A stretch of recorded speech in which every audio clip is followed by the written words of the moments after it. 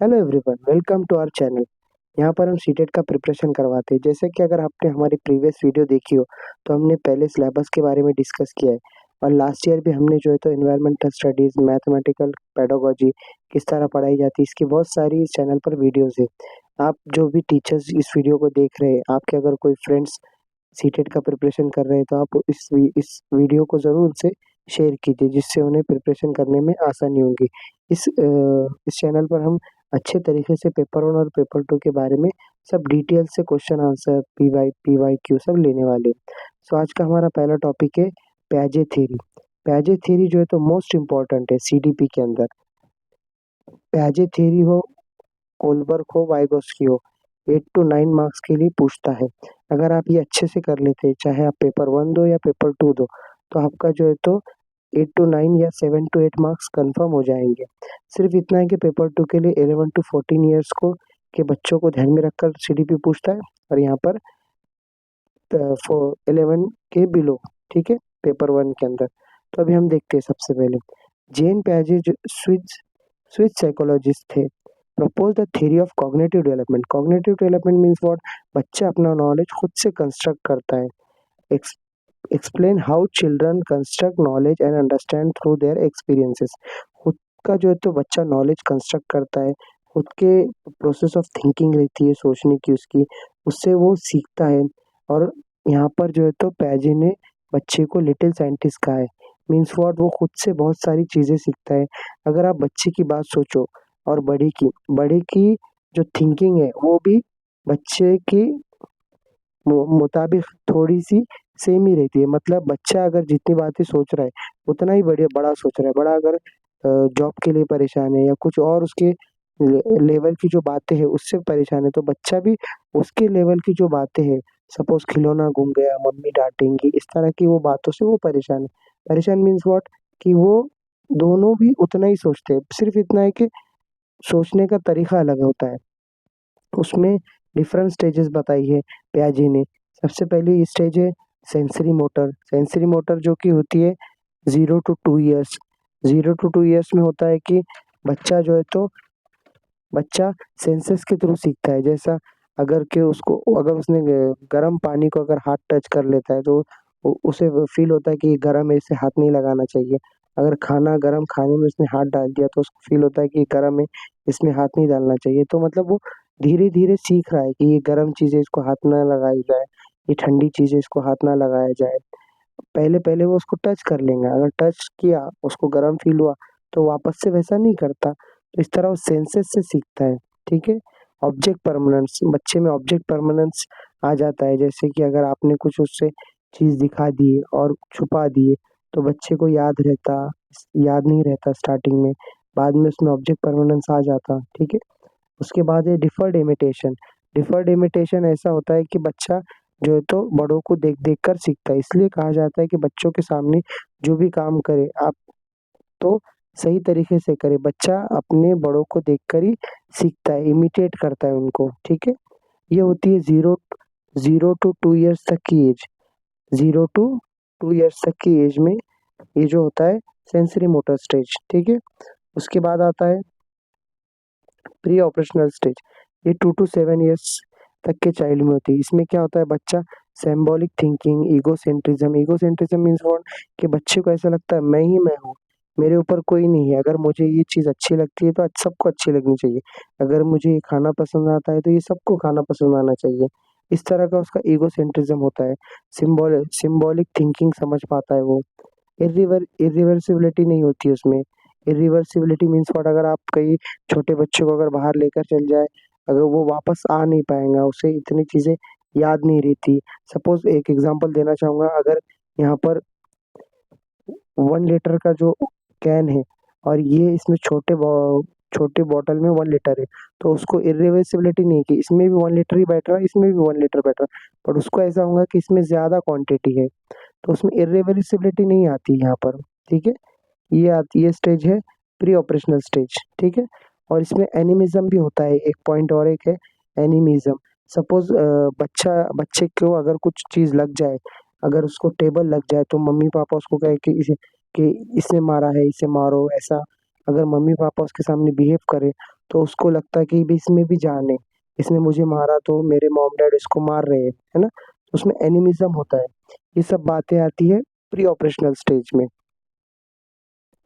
उसके बाद की नेक्स्ट स्टेज है कॉन्क्रीट ऑपरेशनल स्टेज, जो कि 7 टू 11 ईयर्स तक की आती है।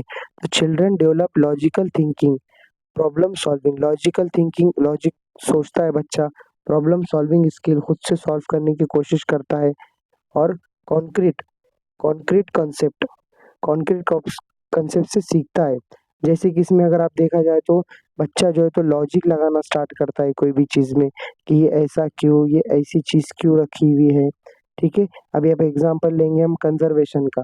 कंजर्वेशन का अगर हम एग्जांपल लें, तो इसमें जो है तो बच्चे के सामने अगर आप 7 7 पेड़ा एंड लड्डू इस तरह आप रख लें, और 7 इस तरह रख लें, तो उसको रिवर्सिबिलिटी आ जाती है। जैसे कि उसे पता है कि ये भी क्वांटिटी उतनी है, ये भी क्वांटिटी उतनी है, उसे ये नहीं फील होता कि ये ज़्यादा है, ठीक है?